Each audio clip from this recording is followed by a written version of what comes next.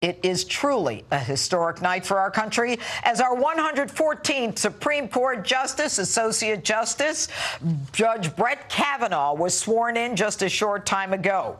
Joining me now with reaction to it all, Counselor to the President, Kellyanne Conway.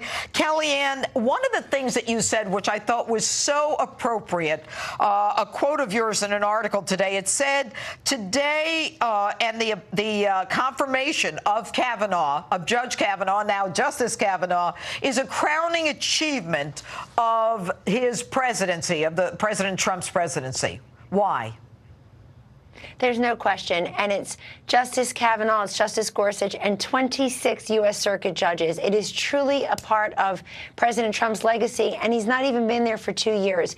He promised on the campaign trail that he would appoint constitutionalist judges who don't make up the laws they go along, who are impervious to political machinations, and he's delivered on that promise. And I think that much of the credit here also has to be shared with Leader McConnell and those in the Senate who saw through exactly what this is: hyper-partisanship, hysteria, dark money perhaps, but really a lot of dark language. And I'm so proud of Justice Kavanaugh for sticking with it. Many people and many presidents, Janine, most other presidents, really would have pulled the nomination and said, look, it's not good for you, it's not good for your family, it's not good for the country.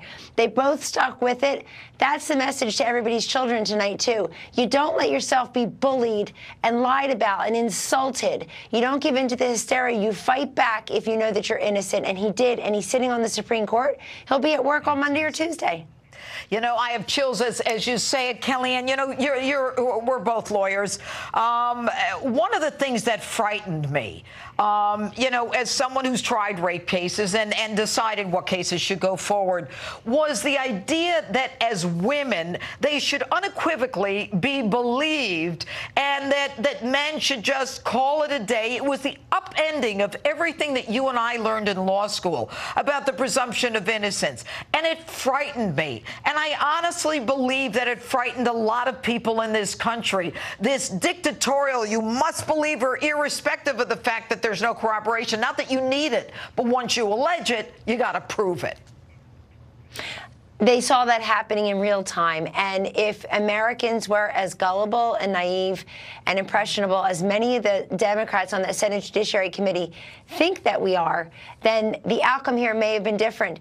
Do you realize that in the supplemental hearing featuring Judge Kavanaugh, after he had testified for 33 hours and already answered 1,200 written questions, already produced over 1 million documents, do you realize that very few of those Democrats, if any, Janine, mentioned the Constitution? They held up his yearbook. They didn't mention any of his 300 judicial opinions as a sitting judge in the D.C. Circuit.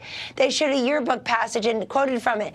So what you're saying is important. People should know that him sitting on the Supreme Court tonight is also a vote for the continuation of due process, presumption of innocence, and the fact that we don't line up according to our gender, that all women are victims, all men are perpetrators. It's horrible.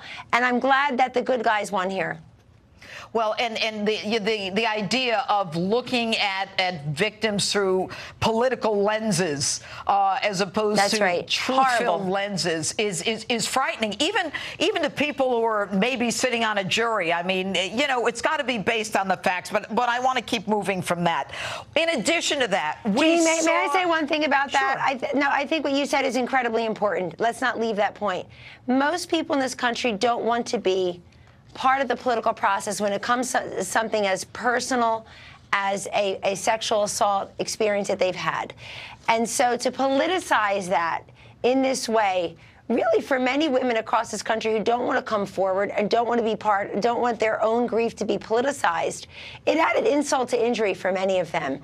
It was very obvious that the Democrats were using Christine Ford, sitting on that letter for 6 weeks, leaking it, not allowing her to testify privately in California, giving her the cameras and the Klieg lights. They certainly used Brett Kavanaugh. But they're also using many sexual assault victims who want to keep their stories private and not make them public and not be part of this political wreckage and shrapnel. And that really is a shame. And I think that did incense and infuriate and engage many Americans also. Well, you're so right about that. Kellyanne Conway, thank you so much for being with us. I know you have a very busy night. We appreciate your stepping out to talk with us. Thank you, Kellyanne. Great interview with the president. Well, thank you. And Republican